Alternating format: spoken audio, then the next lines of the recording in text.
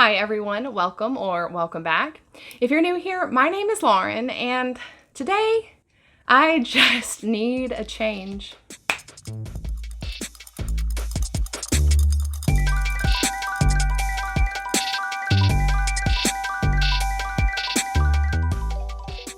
So as you can see, we are in a new location. Well, kind of a new location. We're in the same house. We're in my house, but we are in a different space in my house. The past couple of months, I just haven't been as consistent posting videos. This is part of the reason why I've been wanting to change spaces within my house for a while now. So just very briefly about my new space and why I decided to move into this room. This is actually my office.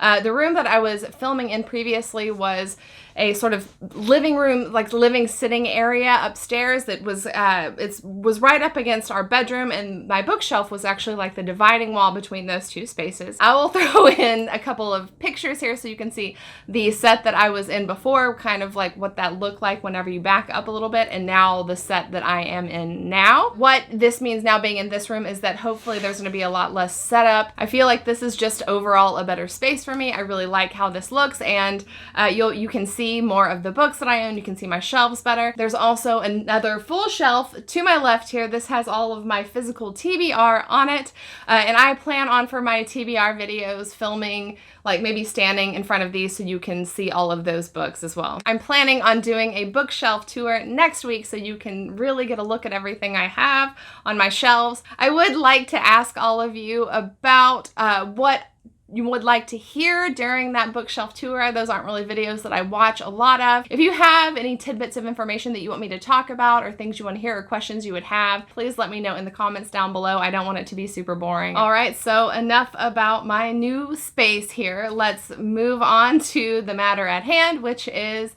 everything that I read in the month of April. April was actually a really good reading month for me, though I did not read nearly as much as I normally do. The past month has been extremely busy at work, and also April was my birthday month, so I've been trying to take it a little bit easier than usual, just trying to be kind of chill and get some rest. I read a grand total of 1,509 pages, and I only completed 4 books. One of them I continued on in, though I did not finish it. As far as ratings went, I gave 1 3-star and 3 4 stars. And the book that I'm continuing on in, I would so far probably give it at least a 4-star, if not higher. Everything that I read in April, I really enjoyed. It was a great month. Like it was a really great month for me. I think I'm going to start with the book that I'm still in the middle of and talk about that a little bit. Then next I'll talk about the book that I gave 3 stars and then try to figure out how to rank the 4-star books. So I think that that's it. Let's jump in and talk about everything that I read in April. So the first book that I'm going to talk about is the book that I did not complete, but I am still reading on, I'm still working on, and that is Oathbringer by Brandon Sanderson.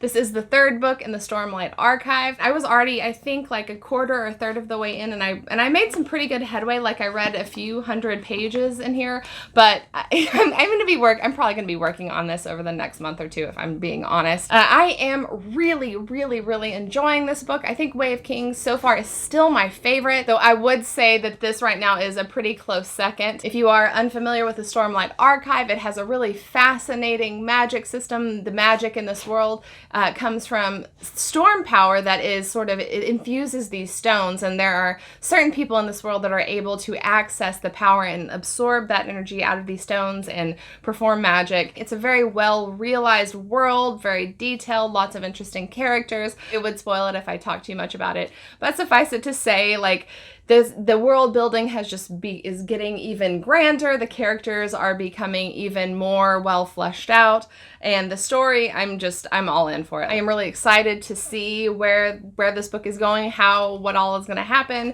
and just read on in the series. I'm not a huge high fantasy person, but I understand why everyone loves this series so much. Also, this book weighs about 1,000 pounds and is like killing my hand holding it. So let's move on to the next book. All right, so the book that I would rank at the bottom of everything that I completed in April is Armada by Ernest Cline. It is at the bottom, but I really enjoyed this book. It was almost like a fusion between his first book, Ready Player One, and Ender's Game, actually, and that was kind of what I was anticipating.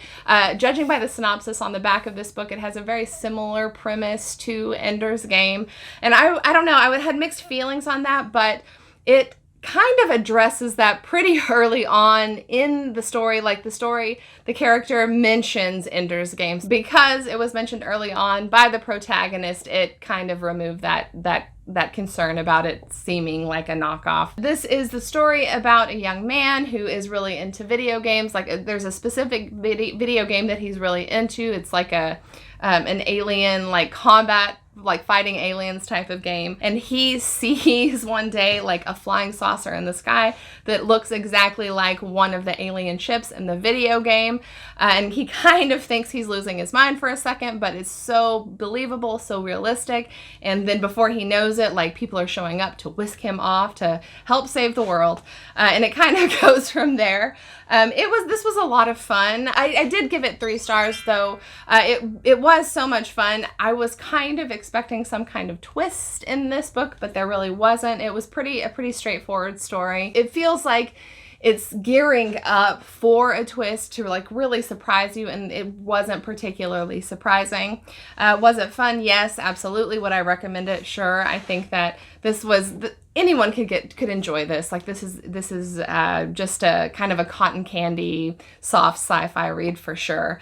But that being said, I'm not going to read it again. I'm probably not going to remember the finer details for very long. So overall, I would say this is a pretty middle of the road read for me. All right, next up we have Universal Love by Alexander Weinstein. This is a short story collection. This is, I think, maybe his second short story collection. The first one being Children of the New World, which I think I read that during my first year on BookTube and really, really loved it. So I was very excited to get to another short story collection by this author. I also buddy read this with a couple other booktubers. She was Only Evie and the Literary Science Alliance, which I will link their channels down in the video description box below. Much like Children of the New World, this has a distinct Black Mirror flavor to it, although this leans more towards like love and commitment and resilience in a hyper-technological world. This, as is true with most short story collections, had some stories hit really hard and well for me, others not so much, but overall I really enjoyed this book. I really like how this author writes.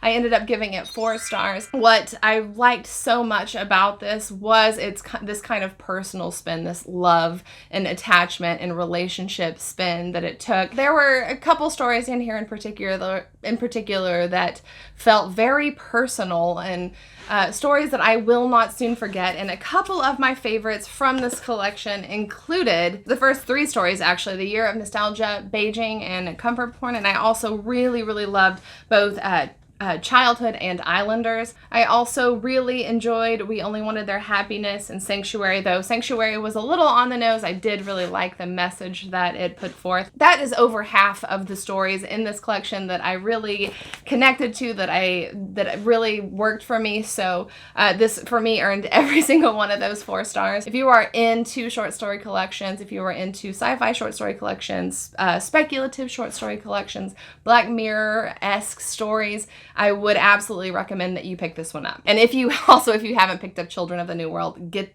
that one as well. These are both great short story collections.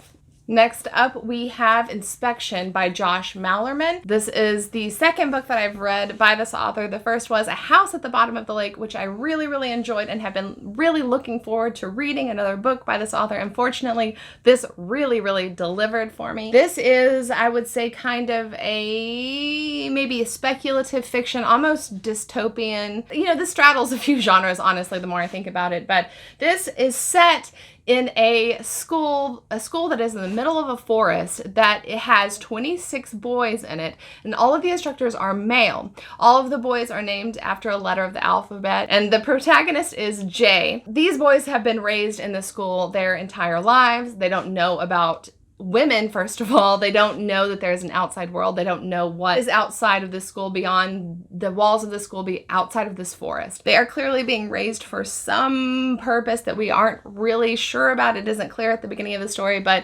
Jay and a couple other students begin to sort of question what is really going on, where they are, what is happening, and why their lives are what they are. There's actually more than that revealed in the synopsis, but I think I'm just going to leave it at that. I feel like you should go into this book not knowing too much, and it'll make the story a lot more enjoyable for you if you go into it a little bit blind. The main thing that I loved about this book, much like A House at the Bottom of a Lake, this the author really built up a very, very unsettling atmosphere. Also, this compared to A House at the Bottom of a Lake had a much clearer sort of conclusion to it. So if you read that one and didn't like the ending, because I know a lot of people didn't, it's a very strange and like unsatisfying ending, I would say give this one a shot, because this definitely ties up all the loose ends a little bit better. I gave this 4 stars. It wasn't a perfect book. It was great. This was a great time. It was unsettling, kind of spooky, but also really kept me like guessing and wondering and on the edge of my seat. So I would absolutely recommend this book if it sounds remotely interesting to you. And last but not least, we have The Library of the Dead by T.L. Hutchew, I think is how it's pronounced. This was actually a pretty big surprise to me. This book doesn't have the greatest of ratings, but I really, really enjoyed it. This is set in Edinburgh. This is set, I think, in the not too distant future, and it is about a young woman who is able to speak to ghosts. In this world, there are people that can speak to the dead. They become licensed to do it, and people are able to kind of hire these ghost talkers as intermediaries to relay messages to their deceased friends and family. That's the general setup of the book, but the story begins whenever this main character comes across a number of children who seem to have had their, like, I guess what you would call sort of their life force sucked out. They just seem like kind of just husks of children. And so our protagonist sets out to figure out what's going on and why this is happening, and sort of uncovers some dark stuff that's going on in this world. And I'll just leave it at that. I think that the reason that this book, the main reason that this book has some low ratings is that it does have a lot of like sort of slang in it, like Scottish street slang, I guess, which seems to bother people. It doesn't bother me at all. I liked it, actually. I feel like it gave the book a lot of character, a lot of flavor, and I don't know. I really liked this kind of street urban feel that it had. Kind of dark, kind of gloomy and spooky. I really liked all of the characters, and I really liked the world. This is just my kind of book. I ended up giving it 4 stars. I don't know how long of a series it's going to be. I know that the second book is out. So as soon as I finish this one, I put the second book on my TBR. If you are a fan of urban fantasy, if you like grungy, dark city settings in books, then I think this really might be a book that you would enjoy. Just know that it has kind of like a lot of like street slang and stuff in it. If that bothers you, you might not enjoy this as much, but I don't know, if you can just kind of accept it for what it is and sit back and enjoy the ride, this is really a great read. All right, so I think that is going to be it for me. That is everything that I read in the month of April. I'd be very curious to know if you have read any of these books and what you thought about them. Also, if you read anything particularly interesting in April, I would absolutely love to hear about it in the comments down below. I am always looking for my next great book recommendation. If you enjoyed this video, I hope that you will like it and possibly subscribe, and I will see you next time. Bye.